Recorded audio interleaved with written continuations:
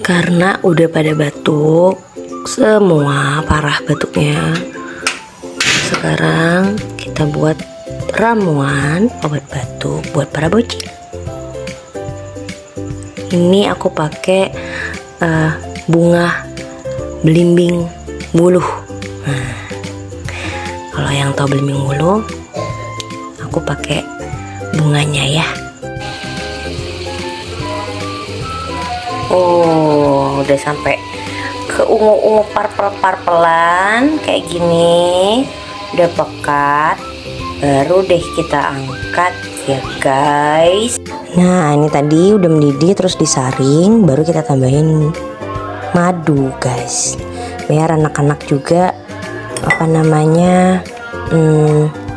suka ya.